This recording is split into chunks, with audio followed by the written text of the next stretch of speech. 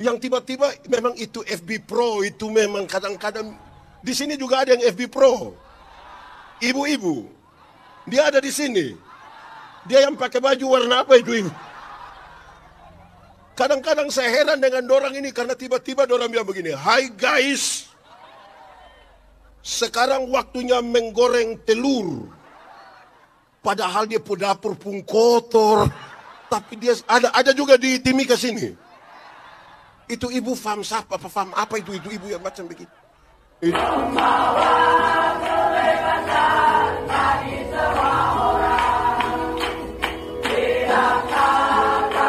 Tuhan, kami mohon kepadamu, kuatkanlah dan teguhkanlah iman kami, supaya waktu kami belajar firman Tuhan, biarlah ini menjadi waktu paling baik bagi kami. Berkati hambamu yang akan menyampaikan firman, dan memberkati semua orang yang memberi hidupnya untuk pemberitaan firman hari ini. Jauhkan semua penggoda pencobaan, baik di dalam kami, baik di sekitar kami, supaya di dalam damai-Mu kami belajar firman Tuhan. Kami rindu pada firman-Mu. Berfirmanlah bagi kami Tuhan, di dalam nama Yesus, firman yang hidup itu kami berdoa. Amin. Bapak Ibu saudara-saudara, Shalom. Tema kita malam hari ini sama-sama ucapkan 1, 2, 3. Berdoa dan kuat sedikit. 1, 2, 3. Dan bekerja. Pembacaannya terambil dari surat 2 Tesalonika pasal 3 ayat 1 sampai ayat yang ketiga. Sejemput jemaat Tuhan berdiri. 2 Tesalonika pasal 3 ayat 1 sampai ayat yang ketiga, berdoa dan bekerja.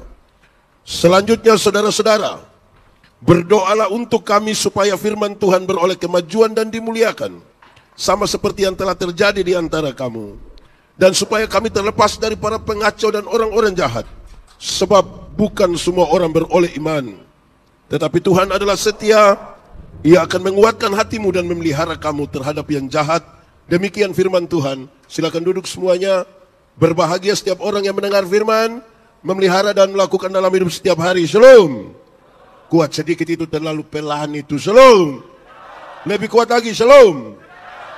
Ada sebuah riset bilang begini, kalau orang hidup kira-kira 70 tahun, waktu yang dipakai untuk tidur itu kira-kira 23 tahun sampai 30 tahun. Berapa tahun? 23 sampai 30 tahun. Itu hanya tidur. Apalagi kalau so tambah tua. Itu memang cukup lama ya. 23 sampai 30 tahun hanya ini belum termasuk yang bangun terlambat. Ini juga tidak termasuk yang pendeta khotbah dia tidur, ini tidak termasuk. Kalau tambah itu mungkin 39 itu. Tidur berapa tahun? 23 sampai bekerja. Ini riset bilang kalau orang hidup 70 tahun dia kerja profesional satu hari 7 sampai 8 jam. Kalau sampai 70 tahun dia kerja kira-kira 16 tahun. Berapa tahun? 16 tahun. Ini termasuk yang kerja pemalas sampai pensiun 16 tahun. Nonton. Pernah menonton? Pernah aku tidak? Nonton apa? Kalau orang hidup 70 tahun, waktu yang dipakai untuk menonton itu kira-kira 8 tahun. Berapa tahun? 8 tahun hanya menonton. Ikatan Cinta, Suara Hati Istri. Ini belum termasuk yang di kantor kok dia kerja sambil menonton. Di Pemkab sini ada yang kerja sambil nonton-nonton. Atau tidak kerja tapi nonton. Ada juga. Dia terima gaji. Oh itu memang mengerikan itu. Menonton. Ini belum termasuk yang ibu-ibu biasa siaran langsung. Yang tiba-tiba memang itu FB Pro. Itu memang kadang-kadang. Di sini juga ada yang FB Pro. Ibu-ibu. Dia ada di sini. Dia yang pakai baju warna apa itu ibu? Kadang-kadang saya heran dengan dorang ini karena tiba-tiba dorang bilang begini, "Hai guys, sekarang waktunya menggoreng telur." Padahal dia pun dapur pun kotor, tapi dia ada juga di Timika sini. Itu ibu faham apa itu ibu yang macam begitu. Itu nonton 8 tahun. Jalan-jalan. Pernah jalan-jalan? Kemana ini? ke pasar, tidak baik juga. Ini riset bilang kalau orang hidup 70 tahun, waktu yang dipakai untuk jalan-jalan itu kira-kira 6 tahun. Berapa tahun? Di Surabaya, di Singapura, di Jakarta, di Malaysia, di Nabire, ya kira-kira 6 tahun. Dan yang belum jalan-jalan tidak usah ragu. Ada waktu berapa tahun jalan-jalan? Biaya sendiri. Pemerintah tidak siap untuk kita untuk jalan-jalan itu, tidak pakai itu. Makan. Pernah makan? Pernah makan kok tidak? Atau saudara di sini memang tidak makan, hanya kerja saja? Ini riset bilang orang hidup 70 tahun, waktu makan itu kira-kira 6 tahun. Berapa tahun? 6 tahun, koma, bagi yang makan normal. Pagi 1 kali, siang 1 kali, malam, itu 6 tahun. Tapi yang 1 kali makan tambah 3 kali, belum lagi pulang dia masih bungkus. Di sini juga ada yang biasa bungkus. Bapak-bapak atau ibu-ibu itu? Ada di sini tuh ibu-ibu. Tunjuk itu ibu yang biasa bungkus-bungkus itu. Itu sudah 6 tahun. Santai. Pernah bersantai? Orang hidup 70 tahun waktu yang dipakai untuk bersantai-santai dan tidak mau diganggu itu kira-kira 4,5 tahun. Berapa tahun? Itu dia hanya mau santai, dia tidak mau diganggu. Dia sudah pulang kantor, biar Pak Sekda telepon, sampai itu telepon meledak, dia tidak angkat. Tidak angkat. Pernah terjadi begitu? Atau kalau diangkat dia sengaja bilang, halo, sinyal kenapa halo. Itu dia termasuk di 4,5 tahun itu. Ada begitu di sini? ASN atau masih honor? 4,5 tahun. Sakit? Pernah sakit? Tidak mungkin ada yang bilang, Pak Pendeta, saya begini-begini tidak pernah sakit. Omong kok. Minimal pilek. Pilek sekarang bukan minimal, maksimal itu. Dulu kalau sebelum COVID ada orang di banyak orang terus tiba-tiba dia bersin. Hats, separuh bilang, selamat. Tapi pas COVID duduk sama-sama baru ada yang bilang, hats, hei, kau sulepit. Saya lihat ada ASN, ada tenaga honor yang dorang pakai itu bersin sebagai obat untuk tidak di kantor itu. Waktu COVID itu pas mereka sampai kau pulang ini bu. Sakit. Pernah terjadi di sini begitu. Dorang libur lama itu. Oke, sakit. Ini riset bilang orang hidup 70 tahun sakit kira-kira 4 tahun. Berapa tahun? 4 tahun sakit, belum termasuk stroke. Belum termasuk stroke itu. Itu juga tidak termasuk sakit hati. Jemaat. Di sini tidak ada jemaat. Jemaat. Saudara kalau pernah putus cinta kok tidak? Ulang-ulang. Saya prihatin deh saudara ini. Orang kalau putus cinta dan tidak segera move on, itu dia bisa sakit hati dari tamat SMA sampai mati. Itu hanya sakit hati. Itu nyong kasih naik foto dan dia putanta, kita yang tersinggung Bapak. Kita bisa capture itu foto, baru anak para merah di itu tanta pun kepala begini. Tunjuk di dia pemata, baru tanya dia, itu siapa itu? Oh, itu bisa sakit hati itu. Ini riset bilang, orang hidup 70 tahun sakit 4 tahun. Jadi yang tulis surat sakit sengaja itu lebih bertobat sudah. Karena yang sakit normal itu ada 4 tahun itu. Saudara pun hitung-hitung 4 kali 2 ini. 4 tahun. Berdandan. Pernah berdandan ibu-ibu? Oh, apalagi yang sekarang. Ngeri itu berdandan. Ini riset bilang orang hidup 70 tahun, waktu yang dipakai untuk berdandan itu kira-kira 2 tahun. Berapa lama? 2 tahun. Wih, itu berdandan terlalu lama. Mandi lama sekali, tapi keluar datang sederhana saja. 2 tahun. Terakhir, ibadah. Apa? Yang menarik dari riset ini, dia bilang orang hidup 70 tahun, waktu yang dipakai untuk ibadah kira-kira berapa? 6 bulan. Berapa? 6 bulan, bagi yang rajin. Yang Senin ibadah, Selasa ibadah, sampai Minggu ibadah, kumpul-kumpul 1 jam, setengah jam, 15 menit itu, habis 70 tahun dia beribadah berapa? 6 bulan. Tapi yang 1 tahun dia ikut ibadah 2 kali, tidak mungkin 6 bulan, tidak mungkin. Ada jemaat itu yang 1 tahun itu dia gereja 2 kali, Bapak. Natal dan tahun baru tidak mungkin, karena 31 malam dia sumabok itu sampai tanggal 2. Natal dan Paskah. Karena Natal dan Paskah jadi dia punya nama jemaat napas. Natal dan, karena Natal 1 kali, Paskah 1 kali, singkatan tambah panjang.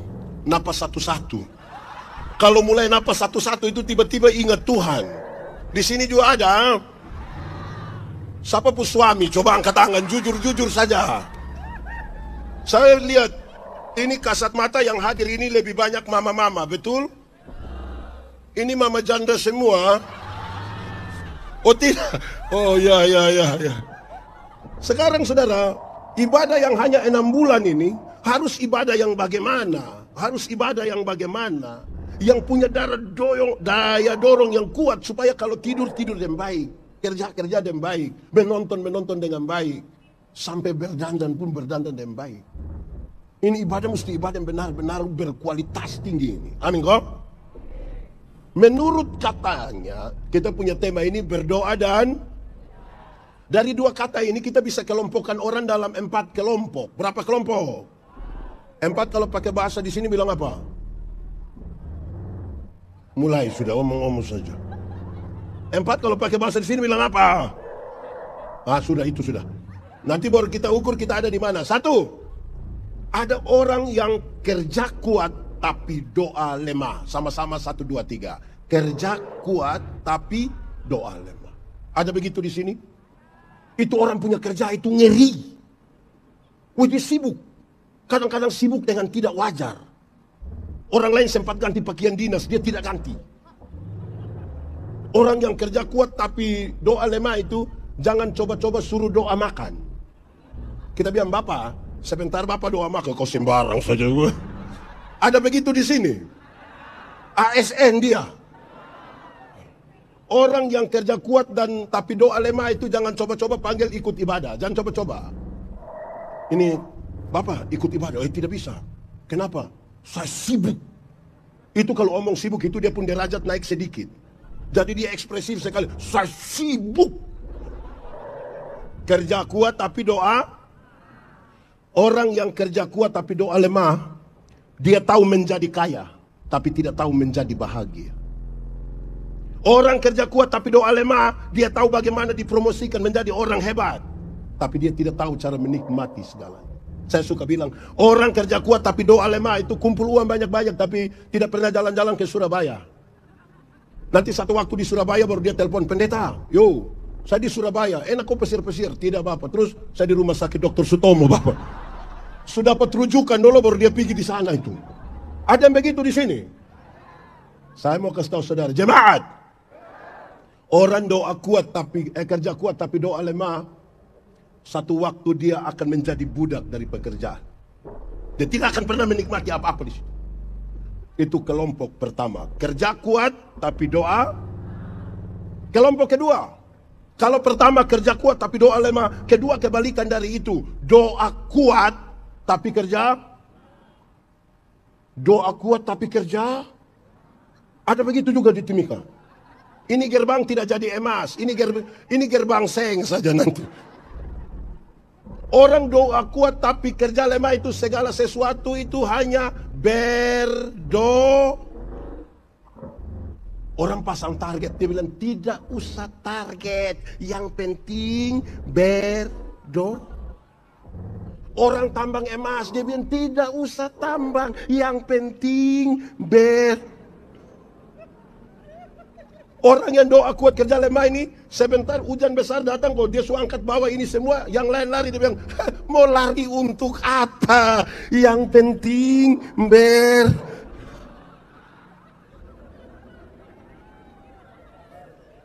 Jemaat, saya mau tanya dulu, ora et labora artinya?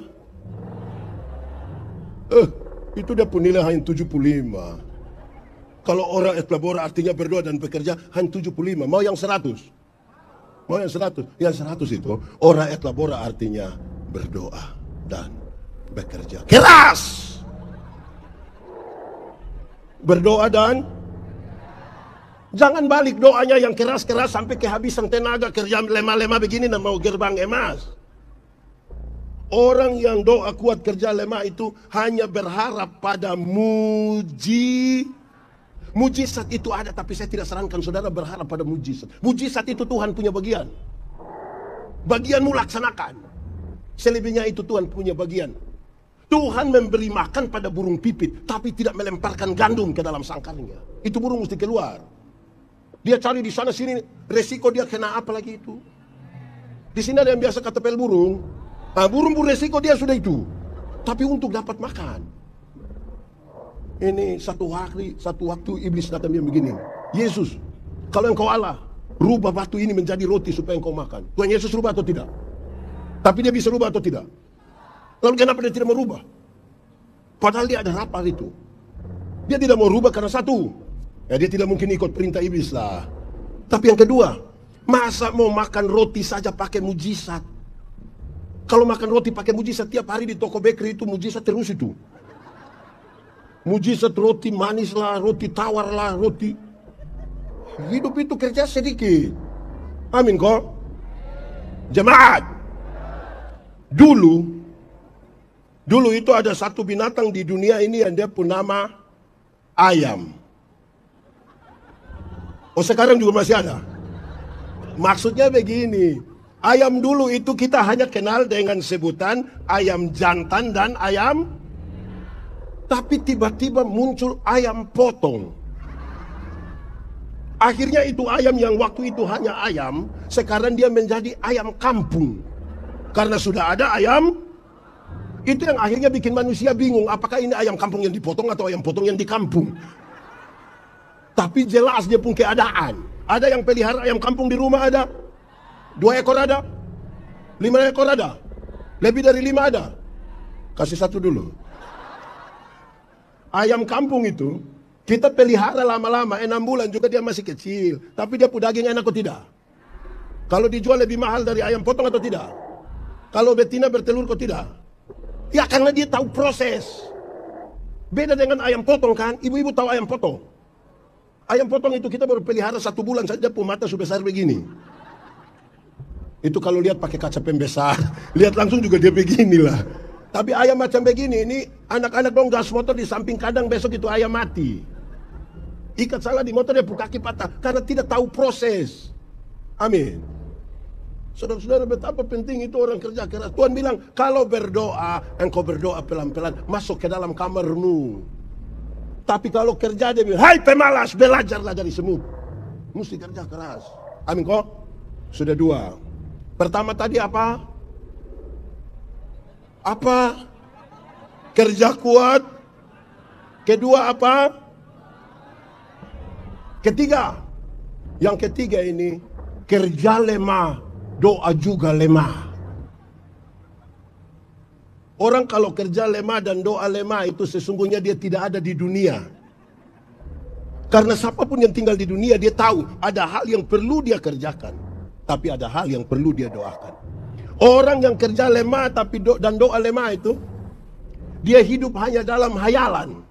Dia hanya hidup menghayal. Duduk-duduk begini terus dia bilang, coba kalau saya yang sekda. Aduh, suruh dia diam sudah. 100 juta bisa? Naik sedikit bisa? Saya bisa? Saya lihat saudara mulai ragu ini. Pendeta Yandi itu kalau dia dapat 1 miliar ini hari, semuanya dia kasih orang susah. Saya semua. Nanti pendeta dapat apa? Nanti baru menghayal lagi tuh. Saudara ini baru menghayal saja sudah sekikir ini. Saya yakin saudara tidak bisa kaya ini. Baru menghayal sudah sekikir. Tunggu kau saya naik di atas dulu tuh ini barang. Ya. Oke, baik.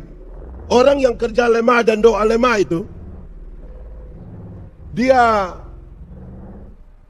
hanya menghayal. Tapi yang kedua saudara-saudara, orang kerja lemah, doa lemah itu suka mengucapkan ini kalimat. Coba dengar ini kalimat. Dia suka bilang begini, pendeta, hidup itu mengalir saja. Pernah dengar itu kalimat? Saudara setuju dengan itu kalimat? Kalau saya tidak setuju. Mengalir itu pakai prinsip air, bergerak dari tempat yang lebih tinggi ke tempat yang lebih rendah. Nah kalau misalnya dia mengalir menuju lubang WC, hidup ini kita yang tentukan. Jemaat, dalam satu hari seorang manusia ambil keputusan antara 300 sampai 1.500 kali keputusan yang berkonsekuensi ke masa depan. Contoh, bangun tidur, mau langsung turun atau tarik tambah selimut. Bangun tidur, mau berdoa dulu atau foto, itu juga keputusan. Amin kok?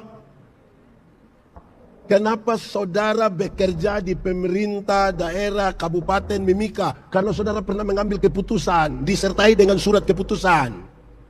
Kenapa saudara tinggal di Timika? Karena mengambil keputusan. Kenapa saudara punya istri itu, suami yang itu? Ya karena pernah mengambil keputusan. Tidak mungkin ada yang bilang, Pak Pendeta, saya benar-benar tidak tahu. Saya tidur-tidur begini, buka mata dia di sebelah. Keputusan. Kenapa Pendeta Yandi berkhotbah hari ini di sini? Karena saya pernah mengambil keputusan kira-kira 29 tahun lalu untuk sekolah teologi. Jadi tidak ada yang serta-merta. Dia bagian dari sebuah keputusan. Saya mau tanya kita, tolong jawab jujur. Jemaat, masak super mie itu cepat atau lama? Cepat atau lama? Teorinya cepat. Kalau tidak segera ambil keputusan akan jadi lama. Kalau saya bilang sepupu istri, Mama, saya mau makan super mie. Ibu ke dapur 2-3 menit dia datang tanya, Papa, mie goreng atau mie kuah? Terus saya bilang, mie kuah sayang, mie kuah. Dia pergi belakang 2-3 menit dia datang tanya lagi, kuah banyak atau sedikit? Terus saya bilang, kuah banyak sayang. Dia pergi belakang dia datang tanya lagi, pakai sayur atau tidak? Mama taruh saja. Dia ke belakang 2-3 menit datang tanya, mau pakai telur atau tidak? Mama taruh telur. Dia ke belakang datang tanya, setengah matang atau Lama-lama kita tidak makan, kita hanya baku tanya saja.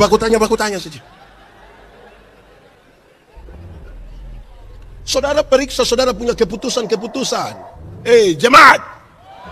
Saya ada satu orang tua umur 5, dia datang tanya saya begini, dia bilang, Bapak dong ini omong tentang bahagia, saya ini hidup susah terus ini. Saya bilang, Bapak susah bagaimana? Saya ini makan saja susah. Saya bilang, baik Bapak, saya tanya dulu, Bapak umur berapa? Saya umur 50 tahun Bapak. Oh 50 tahun, saya tanya dulu, makan itu penting kok tidak? Yang penting Bapak dengar, hidup selama 50 tahun, makan saja Bapak belum bisa, ini ada yang salah dari Bapak pun keputusan di sini, ini masalah. Kalau yang penting saja Bapak tidak bisa begini, kita jangan tanya lagi yang tidak penting, itu tidak ada. Keputusan itu menjadi penting. Perjalanan bersama Tuhan itu adalah keputusan untuk memulai. Nuh, di sini ada yang nama Nuh kok tidak? Tidak ada toh?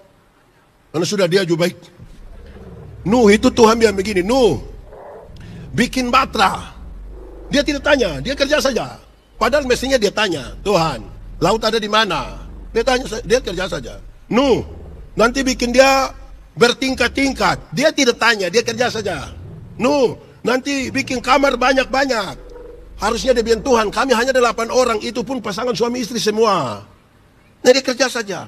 Nanti air bah itu datang baru dia bilang, ternyata ini maksud Tuhan. Tuhan kasih biar mulai masuk sapi, kuda masuk, kerbau masuk, babi masuk. Baru Nuh mengerti, betul, memang harus bertingkat-tingkat. Saudara bisa bayangkan kalau dia tidak bertingkat-tingkat, di samping Nuh pun ini kamar itu langsung kandang babi. Kan kasihan Nuh kan. Tuhan suatur. Serigala masuk, harimau masuk, burung kasuari masuk. Baru Nuh bilang, betul, memang mesti berkamar-kamar. Saudara bayangkan kalau Nuh satu kamar dengan lebah. Itu dia keluar, dia pemuka bangka-bangka semua. Akhirnya orang tuduh dia pu istri lagi. Jadi keputusan untuk memulai itu hal yang penting. Karena itu saudara-saudara, orang kalau hanya hidup menghayal lebih, dia tidak usah ada lagi. Kalau kerja lemah, doa lemah, dan tidak pernah memulai apa-apa. Saya mau tanya, di sini ada yang anak muda, nona-nona muda ada? Ada yang pacaran? Saya mau kasih tahu saudara, saya mau kasih tahu ya nona-nona muda dong. Kalau kamu punyong itu tiap hari hanya judi mabok. baru dia bikin status bilang, semua akan indah pada waktunya. Kau putus sudah, kau putus sudah. Itu tidak akan ada gerbang emas, yang ada hanya kayu palang. Tidak, kerjaannya judi mabok, tapi dia bilang semua akan indah pada waktunya. Itu dia tunggu warisan. Anak yang harap warisan itu, tiap hari dia pun pertanyaan hanya satu, kapan bapak mati? Itu jadi masalah itu. Oke, sudah 3. 1 tadi apa? Kenapa tiba-tiba pendiam? 1 apa? Kerja kuat. Kedua, ketiga, yang keempat, ini ideal ini. Yang keempat adalah kerja kuat, doa juga. Orang yang kerja kuat dan doa kuat itu ada 5 bagian. Ada berapa bagian? 1, dia tahu kapan harus bekerja, kapan berhenti bekerja, kapan menikmati hasil pekerjaan, kapan bersama keluarga, dan kapan dia berdiam diri dan membiarkan Tuhan yang bekerja atasnya. Ulang, kapan bekerja, kapan berhenti bekerja, kapan menikmati hasil pekerjaan, kapan bersama keluarga, kapan dia mesti berdiam diri dan membiarkan Tuhan bekerja. Karena dia tidak mungkin melakukan semua. Saudara lihat sekarang, terkoneksi antara apa yang dipikirkan, apa yang diimani, apa yang diucapkan, apa yang dilakukan. Saya mau tanya kita, mati hidup itu Tuhan yang atur, amin. Itu soal iman. Yang iman itu kasih tahu otak, yuk, kau tahu kau tidak tahulah, kenapa? Hei otak, mati hidup itu Tuhan yang atur. Jadi otak kau tolong kasih tahu kau kaki, kalau ada trek lari kencang ikut jalan situ, kaki jangan lompat ke tengah jalan. Terkoneksi. Ada masa depan di dalam nama Tuhan, amin. Tuhan menyiapkan masa depan bagi anak-anakmu, amin. Tapi yang antar itu anak pergi sekolah, bukan Tuhan yang antar. Siapa yang antar? Atau siapa di antara kita di Timika ini akan dia terlalu sibuk, pagi-pagi dia berdoa, Tuhan, saya sibuk Tuhan, jadi Tuhan tolong jemput anak-anak. Tuhan yang jemput, pulang kita menangis Bapak. Nanti ada klan bunga bilang, Bupati dan Wakil Bupati Mimika mengucapkan apa? Oh, tahu juga. Ada bagian kita. Oke, baik. Jemaat. Yang saya omong-omong dari tadi itu baru pengantar. Saya kan belum yang di Alkitab punya ini toh. Ini baru mau masuk di khotbah ini. Tadi itu pengantar. Baik. Paulus, Silwanus, dan Timotius, dorang kirim surat untuk jemaat. Jemaat, bukan dong punya surat ini. Yang ada mau kasih tahu jemaat di Timika, di Tesalonika. Terlalulah. Dorang 3, Paulus, Silwanus, dan Timotius bilang begini, jemaat. Oh, bukan kita. Jemaat, tolong berdoa kasih kita dulu. Jemaat tahu, kalau Paulus berdoa bagi mereka gak biasa saja. Pendeta berdoa bagi jemaat biasa saja. Tapi ini permintaan sebaliknya. Jemaat tolong doakan kami. Doa supaya dapat jabatan? Tidak. Doa supaya kami 3 kaya? Tidak. Dia bilang berdoalah supaya Injil mengalami kemajuan. Dia kasih tahu bahwa ada hambatan, ada pengacau, ada orang jahat. Ini menghambat kemajuan Injil. Mari kita bahas satu-satu. Injil. Injil itu apa Pak Pendeta? Injil itu berita pembebasan. Sama-sama 1, 2, 3. Berita pembebasan. Berita pembebasan itu ingin mengatakan sesuatu yang membebaskan kita. Kalau saudara baca perjanjian lama, saudara temukan kalimat ini, celakalah, celakalah, celakalah, celakalah, celakalah. Ketika Yesus datang, berita kedatangannya, Yesus dilahirkan, Yesus melayani, dia mati, bangkit, naik ke surga, Roh Kudus dicurahkan. Kita tidak menemukan itu kata celakalah, kita temukan jangan takut, jangan takut, jangan takut, jangan takut. Injil itu membebaskan. Masih ada banyak orang suka kasih takut orang. Masih banyak gereja suka kasih takut orang. Terutama pas mau pasca itu. Dua orang putar film neraka di kampung-kampung. Orang kampung nonton habis film neraka, aduh Pak, neraka, aduh. Saya tidak pusing dengan neraka. Kenapa? Karena saya masuk surga. Minimal pendeta mesti tahu. Saya tidak tahu tidak apa-apa. Kenapa? Kalau saya masuk surga bukan karena ketakutan hukuman di neraka, tapi karena Yesus itu mati bagi saya. Jangan suka kasih tahu orang. Yang biasa kasih tahu orang itu setan. Supaya kalau ada anak muda datang bilang kepada saya, Pendeta Yandi, saya rasa saya ini manusia terlalu berdosa. Kasih tahu dia, Adi, Pak Pendeta juga orang berdosa, tapi jangan takut. Karena cinta Tuhan lebih besar dari kita dua punya kesalahan. Itu Injil. Bayangkan kalau ada anak muda datang ke saya, Pak Pendeta Yandi, saya rasa saya manusia paling berdosa. Iya, saya lihat engkau punya muka ini, muka berdosa ini. Saya sudah lihat ini. Engkau ini kalau tidak bertobat, kaki tangan akan patah buang semua. Berita apa? Kasih tahu ini anak-anak yang main musik ini. Kamu ada talenta, jadi mari kok kita menyanyi sama-sama. Bapak, saya gugup lah. Saya boleh mabuk sedikit bermain? Tidak boleh, mari kita main sama-sama di sini. Bukan datang ke saudara dia bilang, kamu tidak main, Tuhan ambil kamu pun tangan semua. Berita apa itu? Injil itu pembebasan. Ada masalah, tapi jangan takut. Amin. Jemaat, saudara punya masalah? Tidak usah omong. Saya lihat ini muka masalah semua. Masalah ialah kesenjangan antara harapan dan kenyataan. Harapan menikah umur 28, kenyataan sudah 34. Harapan menikah dan dia, kenyataan dia nikah dan kita pun teman vokal grup. Macam mau bunuh dia itu. Soal bukan soal, cara kita menangani soal yang biasanya jadi soal. Putus cinta itu soal kok tidak? Masalah kok tidak? Dia tambah masalah kalau kita tambah bagian setengah gelas. Jadi cara kita lebih penting dari itu persoalan. Baik, sekarang saya mau sampaikan. Injil itu ada dua. Ada berapa? Satu, mati masuk surga. Sama-sama, 1, 2, 3.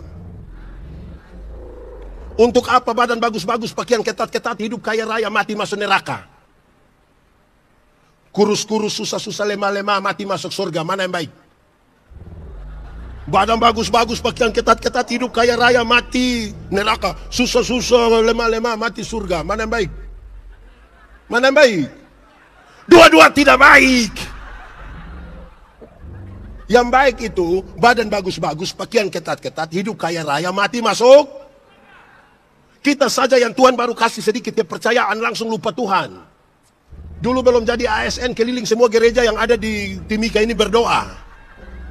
Berdoa kalau bisa Tuhan saya diterima. Waktu dia diterima itu termasuk yang P3K ini, termasuk orang sudah.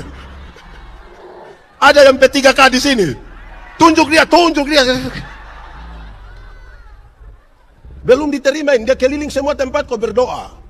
Sudah diterima dia bikin syukuran, gaji pertama semua untuk Tuhan. Kedua, ketiga sampai hari ini yang sudah tidak lagi. Dulu belum ada kerja ini berdoa, Tuhan bukakan saya jalan. Tuhan kasih dia kesempatan, dia ada kios satu. Ada kios ini yang tidak pernah masuk gereja. Terus pendeta bilang, Bapak, tidak gereja lagi. Tuhan suka kasih kios ini, nanti siapa jaga? Baru kasih kios saja tidak pergi gereja, itu belum kasih tambang emas. Baru kasih kios, sudah lupa Tuhan. Kita saja pun persoalan yang serius. Jadi mari supaya kasih tahu orang. Saya mau tanya jemaat. Kalau sebentar pulang, tiap-tiap orang Pak Pendeta Yandi kasih dia uang. Di situ saya. Ini anak baik sekali lah. Saya sudah ketemu semua orang, dia paling baik sudah. Terima kasih. Sebentar semua pulang Pak Pendeta Yandi kasih masing-masing orang 500.000. Senang kok tidak? Cerita orang kok tidak? Pasti saudara pun cerita itu terlalu ekspresif. Kau rugi tidak ikut ibadah. Kenapa? Itu pendeta yang kepala botak itu kasih kita uang ini. Sekarang saya mau tanya, Tuhan Yesus gantikan kita, dia memberi sorga bagi kita. Lebih mahal dari 500.000 atau lebih murah dari 500.000? Yakin lebih mahal? So cerita orang. Dapat pulsa 20.000, saya kasih tahu seluruh dunia. Dunia nyata, dunia maya, dunia gaib, dunia lain dia kasih tahu semua. Tapi Yesus mati bagi kita, dia pemulut tidak berani omong sedikit kasih tahu bahwa, bersukacitalah karena ada surga bagi kamu. Itu Injil pertama. Mati, masuk. Kedua, saya mau tanya, tolong jawab jujur-jujur saja, jujur-jujur saja.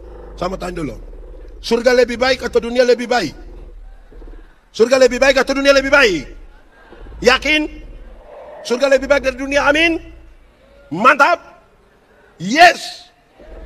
Kalau begitu, siapa mau pergi sekarang? Coba angkat tangan yang semua pergi sekarang, coba saya lihat dia muka. Pendeta, anak dorang masih kecil, Bapak. Belum lagi dia bapak model begitu lagi. Yo, kita belum pergi ke surga itu karena belum waktu Tuhan. Oke, tapi dengar kalimat yang menarik ini. Kita belum pergi ke surga itu karena belum waktu Tuhan, tapi tanda-tanda kerajaan surga sudah harus terjadi di tempat di mana saya tinggal. Sudah harus terjadi di rumah di mana saya ada. Sudah harus terjadi di mana gereja, saya bergereja di situ. Tanda-tanda kerajaan surga sudah harus ada di daerah di mana saya tinggal di situ. Tuhan Yesus mengajarkan sebuah doa yang manis sekali. Jadilah kehendakmu di bumi seperti di... Tidak usah urus itu surga, surga sebaik itu. Dunia ini yang kurang bagus, urusin dunia sebelum kita pergi ke...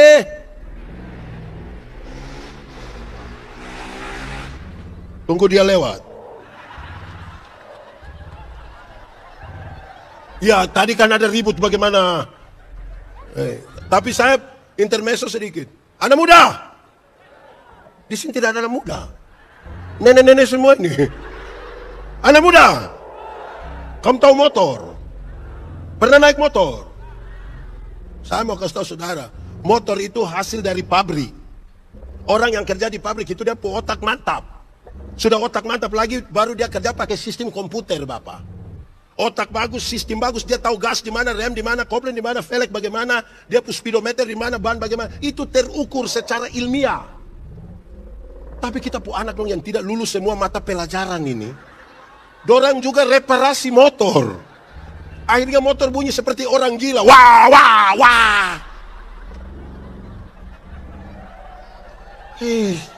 Di sini ada yang dia punya motor bunyi begitu. Dan sampai dong yang main-main di sini tadi. Ada orang sama-sama baru ada orang motor lewat. Wah, wah, itu orang pun doa hanya satu. Bilang apa? Kamu juga tahu. Oke. Jadilah kehendakmu di bumi seperti di jemaat. Bicara kerajaan sorga. Kerajaan. Kerajaan berarti pemerintahan. Pemerintahan surgawi yang terjadi di bumi, di rumah di mana kita tinggal, di tempat di mana kita kerja, di daerah di mana kita bersosialisasi diri. Kerajaan itu berlangsung di sini. Kalau Allah memerintah, ada kasih atau tidak? Masih ada baku panah? Kalau Allah memerintah, ada kedamaian atau tidak? Saya mau tanya saudara, Tuhan kita kaya atau miskin? Kenapa dia punya anak lo miskin? Tuhan kita pintar atau bodoh? Kenapa dia punya anak-anak dong bodoh? Karena apa? Apa?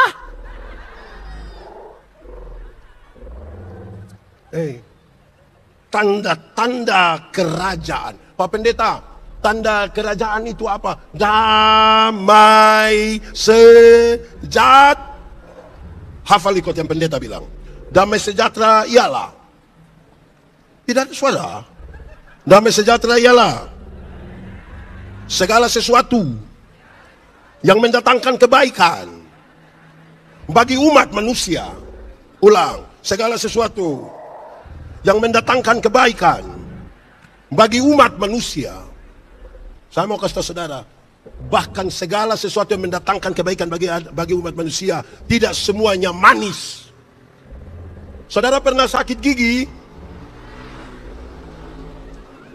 Nah, sakit gigi enak. Itu orang yang menyanyi bilang lebih baik sakit gigi daripada sakit hati. Itu karena dia belum rasa. Sakit gigi itu terlalu. Kita tidak bisa tidur, kepala di atas, di bawah, kaki di atas, putar-putar. Orang lain yang putar musik di sebelah kita yang tersinggung di sini. Siapa yang sakit gigi, dia ambil air, dia taruh gula manis tinggi, baru dia kumur-kumur. Kumur-kumur terus ini. Kita tanya Bapak, Kenapa sakit gigi mangkok kumur manis? Dia bilang, pendeta biar kau ini ulat-ulat ini diambil yang manis-manis, kau dia jangan ganggu-ganggu kita pun. Untuk penyembuhan, kadang-kadang dia punya obat harus pahit. Untuk apa? Untuk mendatangkan kebaikan. Kadang-kadang untuk mendatangkan kebaikan, guru mesti tampeleng itu anak. Untuk apa? Untuk mendatangkan. Kadang-kadang ini masyarakat jemaat punya mau itu pendeta yang baik, pemerintah yang baik itu tidak boleh marah. Padahal marah itu supaya untuk mendatangkan. Saudara yang COVID baru-baru itu saudara ada vaksin. Enak itu vaksin. Untuk apa? Untuk mendatangkan. Ada yang badan besar bapak, tato, tetap, dapat lihat itu suntik ada. Badan besar tapi dia takut. Dia tato naga. Itu suntik datang, itu naga berubah jadi ulat bulu. Tato mawar bapak. Pas mau suntik mawar berubah jadi bunga pepaya. Tapi untuk apa? Untuk mendatangkan. Kadang-kadang untuk mendatangkan kebaikan bagi anak-anak, orang tua mesti marah anak. Anak yang pemalas itu marah dia. Amin kok. Saya mau tanya anak-anak loh. Anak-anak. Pernah kok tidak kita salah pendapat dari orang tua ngomong, kita marah kok banting pintu. Ada. Kamu banting pintu itu kan kamu belum tahu dia harga pintu berapa. Untuk mendatangkan kebaikan itu ada banyak hal. Dan saudara tahu, untuk keselamatan kita, Yesus rela memberi hidupnya. Disalibkan. Itu enak kah? Untuk apa? Untuk mendatangkan kebaikan. Amin. Mari kita lihat. Injil ini, berita pembebasan ini terhalang oleh pengacau, oleh orang jahat. Dia bilang begitu kan, tidak semua orang beroleh iman. Kalau pengacau dan orang jahat itu di luar kita, aman. Dia punya soal kalau pengacau dan orang jahat itu ada di dalam kita. Memprovokasi yang ada di sekitar kita, yang bekerja bersama-sama dengan kita. Bagaimana ini Injil mengalami, berita pembebasan ini mengalami kemajuan. Karena itu saya ingin mengatakan, jalan keluarnya hanya satu, yaitu melakukan apa yang benar. Kebenaran. Sama-sama 1, 2, 3. Apa 1, 2, 3? Saya mau tanya dulu. Ada dua kata dalam bahasa Indonesia, benar dan betul. Benar dan betul sama kok tidak? Sama kok tidak? Sama kok tidak? Beda kok sama? Sama kok beda? Beda kok sama? Sama! Benar bisa berarti betul, betul bisa berarti benar. Dua kata yang sama ini, kalau sama-sama diberi awalan ke dan akhiran an, benar akan jadi? Betul akan jadi? Masih sama artinya? Beda. Kebenaran arti lain, kebetulan arti lain. Sekarang saya mau tanya, kalau kita masih hidup hingga hari ini, kebenaran atau kebetulan? Kalau hari ini kita ikut KKR di sini, kebenaran atau kebetulan? Oh ini bagus. Kalau Tuhan mengasihi kita, kebenaran atau kebetulan? Oke, yang Tuhan kebenaran semua. Saya ganti sedikit. Kalau kita kulit hitam, kebenaran atau kebetulan? Kenapa mulai pecah kongsi ini? Saya itu paling jengkel orang yang ketemu saya dong langsung bilang, Pak Pendeta ini ternyata di video hitam tapi lihat asli putih. Kalau putih lebih baik dari hitam. Terlalu lah. Kalau kita rambut keriting, kebenaran atau kebetulan? Saudara macam setengah hati. Saya berkhotbah dalam banyak acara mendorong budaya positif Valentine. Saya bilang begini, di hari kasih sayang, yang paling akan menikmati belayan seorang suami adalah mereka yang rambut keriting, bukan yang rambut lurus. Yang rambut lurus itu dibelai tidak terlalu indah lah, tidak terlalu enak lah. Mungkin karena lurus jadi licin. Kita pegang di kepala baru kita bilang, sayang, tidak pas itu. Sayang, tidak dapat dia. Tidak pas. Yang keriting itu dibelai menarik. Sayang lebih dapat. Jemaat, terima dulu kita pun diri. Baru kita bisa mengeksplor apa yang Tuhan kasih di kita ini. Untuk kepentingan mendatangkan tanda-tanda kerajaan sorga di sini. Amin. Terima dulu kita pun diri. Orang yang tidak mampu menerima dirinya tidak bisa. Orang yang tidak mampu menerima perbedaan tidak pantas hidup di dunia, tidak pantas. Kenapa? Fakta kosmis menunjukkan bahwa segala sesuatu di dunia itu berbeda-beda. Ada atas ada? Ada panas ada? Ada hitam ada? Ada kanan ada? Ada laki-laki ada? Itu beda-beda kok tidak? Beda. Pendeta Yandi pernah kasih nikah satu pasang nikah. Yang laki-laki umur 64 tahun. Yang perempuan umur 20 tahun. Ngeri itu. Saya lihat ini jemaat yang hadir ini. Belum bicara tentang beda usia yang signifikan itu. Bedanya 44 tahun. Waktu khotbah saya bilang begini. Dalam sebuah pernikahan. Beda usia tidak penting. Tidak penting. Yang lebih penting adalah mereka harus beda jenis kelamin. Itu lebih penting.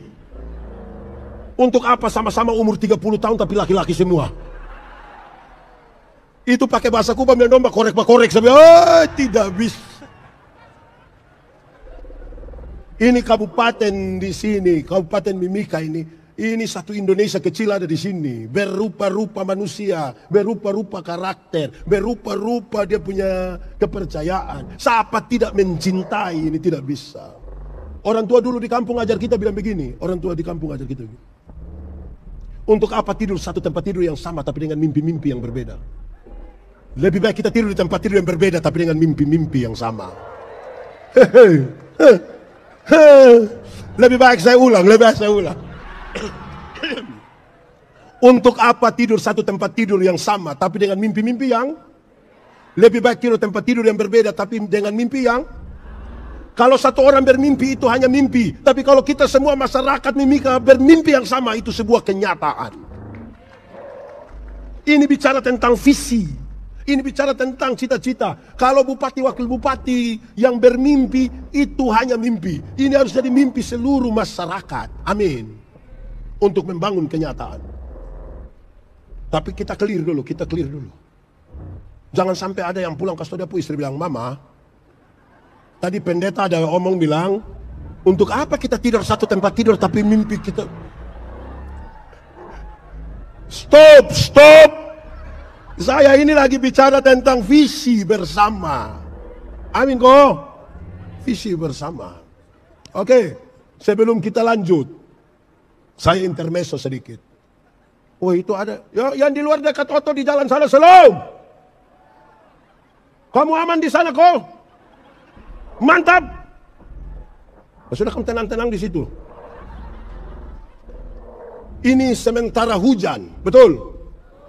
Hujan mengajarkan kepada kita 3 hal. Berapa hal? 1, hujan mengajarkan kepada kita supaya duduk semakin rapat. Amin kok? Rapatkan barisan untuk gerbang emas di Mimika. Mari rapatkan barisan. Saudara bayangkan kalau tadi tidak hujan, anak masing-masing akan duduk di sudutnya. Untung ada hujan, semua lihat itu orang di dekat Oto sana. Itu ada rapatkan barisan. Kedua, bukan di situ saja, di situ juga itu ada penuh itu di. Kedua, hujan mengajarkan kepada kita supaya berteriak semakin kuat. Sama-sama 1, 2, 3. Perubahan zaman ini terlalu cepat. Kita belum siap untuk perubahan yang ini. Perubahan berikutnya sudah datang. Kalau suara kebenaran, suara-suara kenabian dari gereja tidak diperdengarkan dengan kuat, kita kalah terhadap perubahan zaman ini. Kita kalah. Ketiga, ada teka-teki. Ada apa? TK? Habis TK? Lihat ini. Kita mau bangun visi bagaimana ini? TK? Habis TK? Sudah saya ikut Bapak doang saja. Ada teka-teki bilang begini, jatuh di bawah, cari di atas. Apakah itu? Jatuh di bawah, cari di atas. Apakah itu? Hujan ke atap bocor kan? Pasti dia menetes di sini, kita cari, tidak tahu bocor di mana. Kan begitu. Tidak mungkin dia menetes di sini, kita cari, tidak tahu ada bocor di mana di bawah. Itu dia pun nama Gi. Jatuh di bawah, cari di. Yang ingin saya sampaikan adalah semua peristiwa yang terjadi di kolong langit ini tidak bisa kita lepaskan dengan sesuatu yang dari hati. Tidak ada kebetulan di dalam nama Tuhan. Amin kok? Amin. Karena itu, kebenaran itu seperti apa Pak Pendeta supaya betul-betul kemudian Injil kita kasih maju. Banyak orang merasa dia tinggal dalam kebenaran, termasuk banyak orang Kristen, termasuk saya pendeta merasa tinggal dalam kebenaran, padahal belum tentu. Kenapa? Kebenaran dalam Alkitab itu punya 3 dimensi. Tiga dimensi. Berapa dimensi? 1. Kebenaran dalam Alkitab itu punya dimensi legal. Sama-sama 1, 2, 3. Legalitas, ikut aturan. Semua bentuk pelanggaran terhadap aturan Tuhan tidak suka. Tuhan tidak setuju. Ini seperti kita naik motor. Tahu motor? Pernah naik motor? Siapa punya motor? Sendiri punya? Sudah lunas? Jemaat. Kita naik motor itu kalau SIM ada, STNK ada, lampu-lampu ada, kaca spion ada, kita pakai helm. Operasi lalu lintas di situ berani pergi kok tidak? Ya karena kita ikut aturan. Tapi coba SIM tidak ada, lampu-lampu tidak ada, kaca spion tidak ada, SIM STNK tidak ada, tidak pakai helm, operasi situ berani pergi? Kenapa tidak berani? Tapi ibu pohon polisi toh. Kalau kita SIM ada, STNK ada, lampu-lampu ada, kaca spion ada, pakai helm, operasi lalu lintas itu, kita pergi. Sampai di situ polisi tidak tahan, kita putar kembali. Polisi bilang, "Hei, kenapa kau putar?" Bapak tolong periksa saya dulu. Kita mau maju bagaimana kalau tiap hari hanya langgar aturan? Ini kantor di Mika ini masuk kantor jam berapa? Jam 6. Jam berapa? 8. Kalau masuk kantor jam 8, kita pergi setengah 8. Saudara lihat dia pun cara jalan. Salam semua, selamat pagi, apa kabar? Mantap, cantik, ganteng. Setengah 8. Tapi coba orang masuk kantor jam 8, kita pergi setengah 12. Bisa pergi dengan shalom? Tidak bisa. Dia pun cara jalan saja jelas.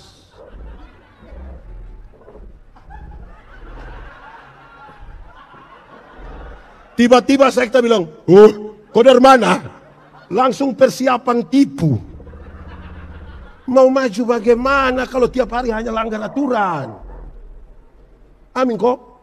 Di sini ada tukang langgar aturan. Ada di sini dia. Bisa kuti dia pujari. Kebenaran itu punya dimensi legal. Kedua, pertama tadi apa? Apa? Legal bukan regal. Regal itu biskuit.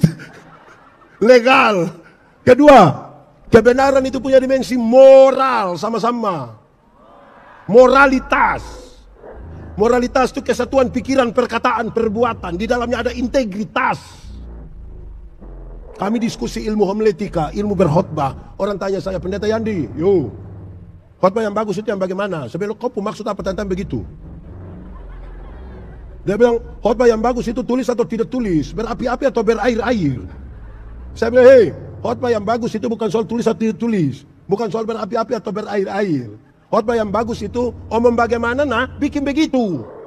Jangan omong lain, bikin lain. Ada yang lebih parah, pikir lain, omong lain, bikin lain. Hasilnya kelainan.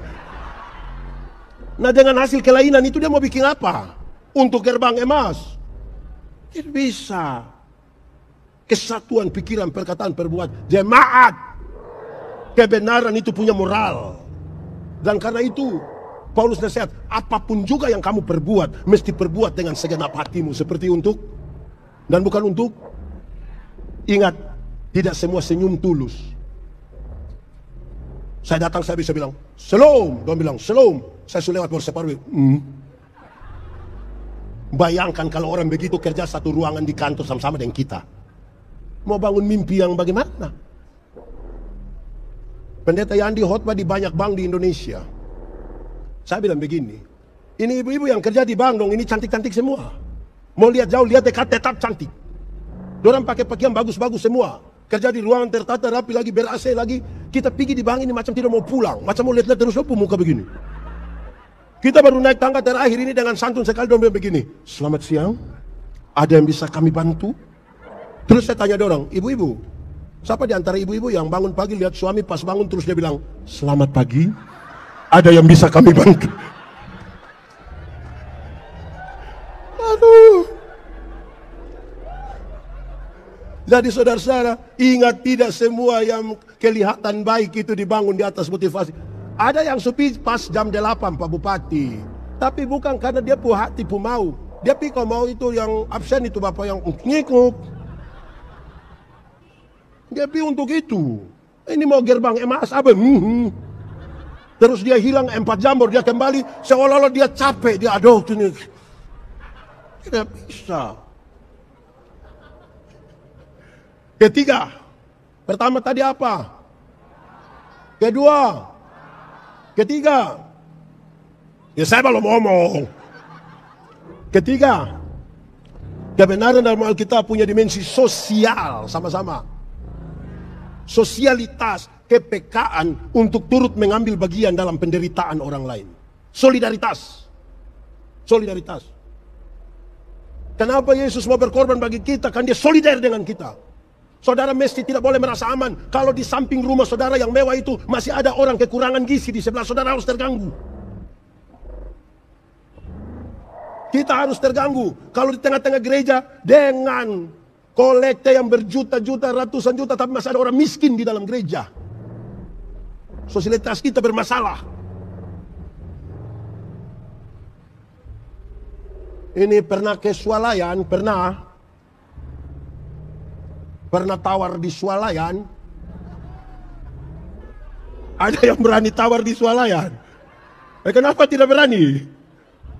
Pemilik swalayan itu orang kaya atau orang miskin? Lihat, beli di orang kaya dia tidak tawar. 99.900 ini dia ambil 100.000 kau dia kasih. Orang kasih kembali permen 1.000. Kau dapat saja, jangan ukur saya kau dapat. Tapi pagi-pagi ada nenek-nenek jual sayur. Ini orang mungkin susah sekali. Mungkin pulang jual sayur dia sumati. Tawar kau tidak? Oh ibu-ibu tahu juga. Dia tawar itu mengerikan. Nenek, yo, sayur berapa? Ini nenek senang ini. Ibu pakai baju keki dulu baru ada tanya ini. Berapa? 3.000. Dia sengaja kaget. 3.000?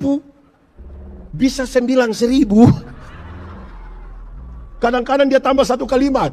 Bisa 9.000 kak? Nenek orang tanam sendiri juga. Itu kalau saya jual, saya bilang, ibu bawa gratis saja, bawa gratis saja. Tawar sayur 3.000 jadi 9.000 padahal turun dari mobil Avanza. Innova. Di tangan kanan ada iPhone terbaru. Di tangan kiri ada Samsung terbaru. Masih ada Nokia lagi dalam tas. Rantai salib berat mungkin 2 kilogram.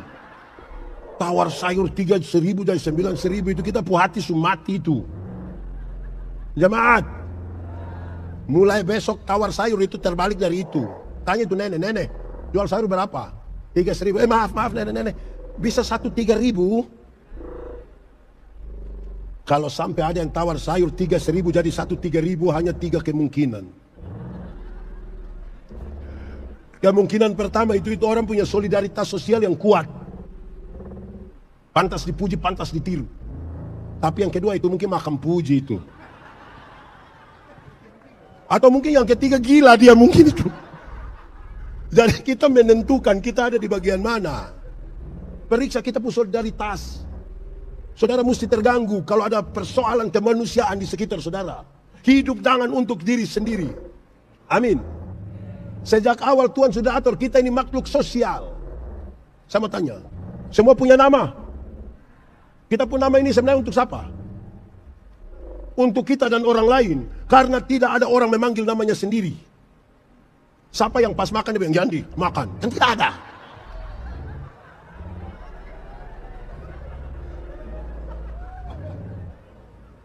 Ibu-ibu,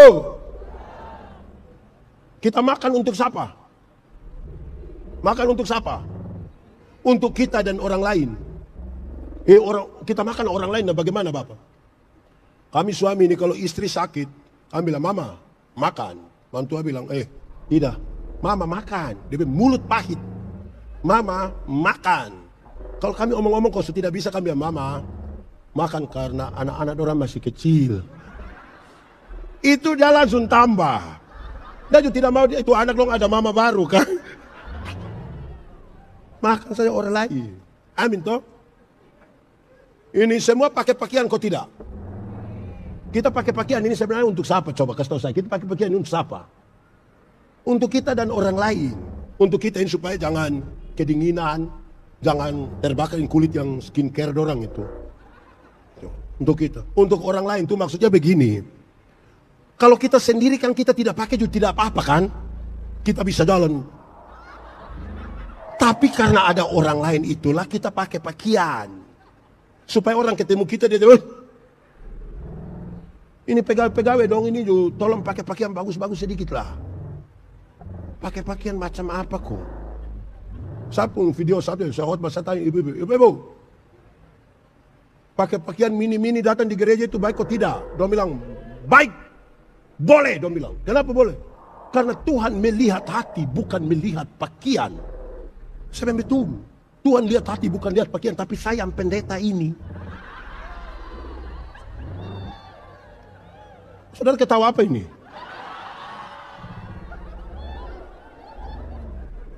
Jadi tolong pakai baik-baik sedikit.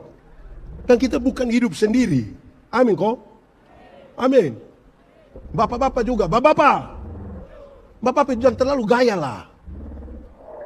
Ini saya khotbah tentang buah roh, unsur buah roh. Salah satu unsur buah roh adalah kelemah, lembutan, sama-sama. Kelemah lembutan terdiri dari dua kata itu lemah dan. Tapi saya bilang banyak bapak-bapak ini hanya sampai di lemah saja, lembut tidak. Ketika dia so lemah baru dia mengerti kelembutan. Kalau dia sakit semua mati di situ itu baru dia punya lembut ini dia bilang. Mama, tolong, Tuhan Yesus baik. Oh, mama, gitu itu ada lemah. Tapi kalau dia ada kuat-kuat ini, mabuk bapak, mabuk baru istri yang bapak berhenti dulu, cukup. Ingat kita pun tubuh, ingat bapak pun umur ini tidak pas. Dia, paling mati. Bapak su mati su bayi. Tapi kasihan istri dan anak-anak toh. Belum lagi besok petugas koperasi datang. Siapa mau urus itu? Tolong bapak jangan terlalu gaya lah. Gaya-gaya lagi. Ini orang tanya saya begini. Pendeta Yandi, yo. Biasa minum kopi? Yo. Oh, berapa gelas satu hari?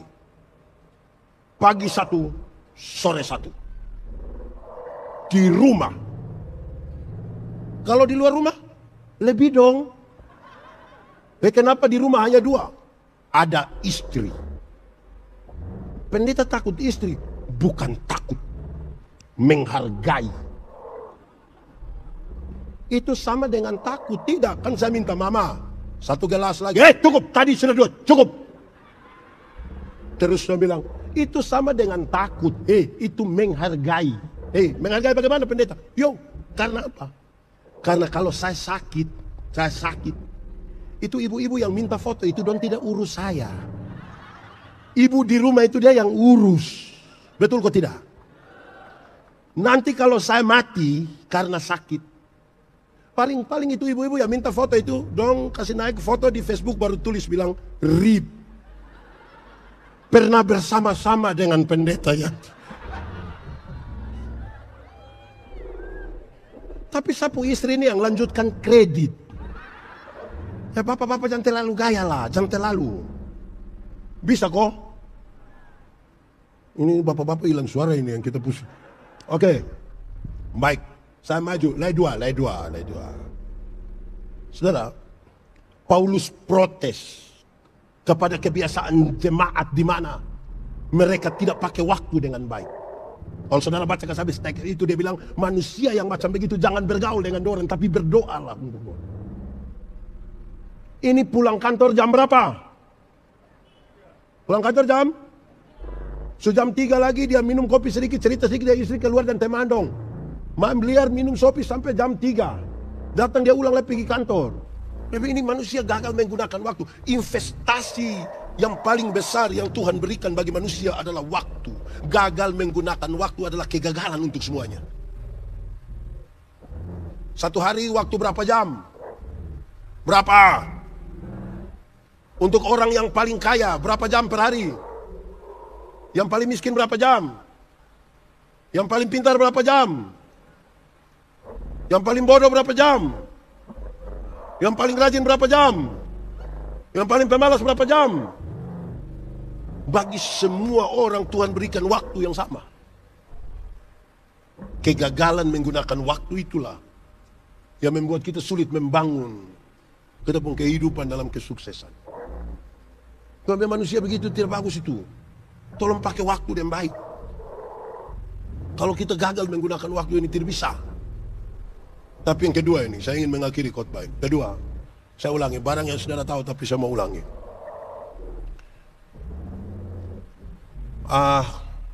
Siapa ini guru spiritual nih?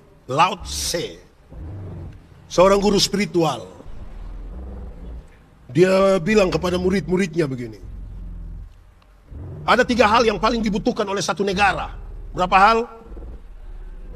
Yaitu tentara, makanan, dan kepercayaan. Sama-sama 1, 2, 3.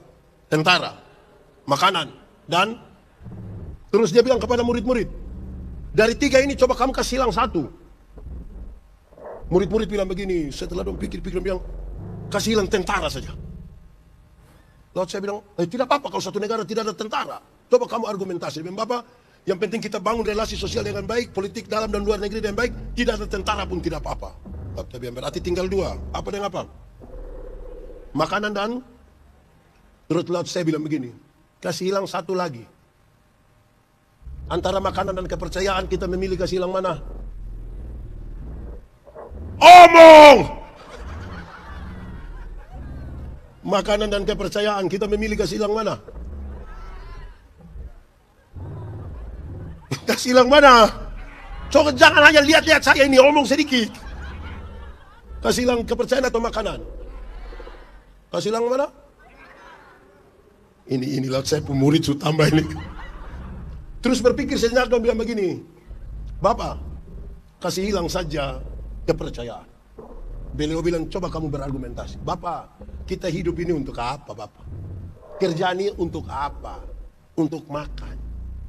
Untuk apa kita ada kepercayaan tapi kehilangan makan? Terus lalu saya bilang, bagus. Kamu baru menyatakan sesuatu yang menghancurkan sebuah negara.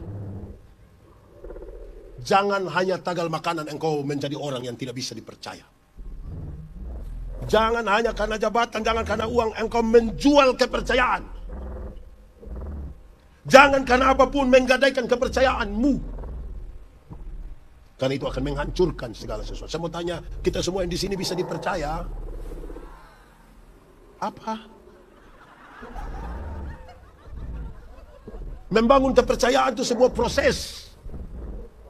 Proses bagaimana? Proses terus. Saya suka bilang begini, kalau orang tolong kita terus kita bilang terima kasih, itu baik atau tidak? Kalau memang baik, saya mau tanya, siapa punya suami yang pagi-pagi istri siap makanan terus dia bilang, Mama, terima kasih, ada atau tidak? Ini bapak-bapak dong, ini istri siap makan dong tidak terima kasih. Tapi istri kantor pergi makan di warung satu, subayar lagi, terima kasih lagi. Mau dia janji itu Mbak, besok saya datang lagi. Terus setelah dengar khotbah ini, Bapak tua pikir betul pendeta yang tadi om betul. Jadi pulang, dia pun istri siap makan malam terus dengan yakin sekali dia bilang begini, Mama, terima kasih. Saya mau tanya, ibu-ibu percaya? Ini dia sadar ini, dia susah sadar ini. Ibu-ibu percaya? Kenapa tidak percaya suami sendiri? Woi, pasti pas dia bilang terima kasih, pasti istri pikiran itu. Pasti istri pikir 2. Pertama pasti istri pikir begini. Tidak tahu roh apa naik di dia ini. Atau yang kedua, jangan sampai istri pikir begini, jangan sampai ini hari terakhir. Membangun kepercayaan itu sebuah proses terus menerus. Amin kok?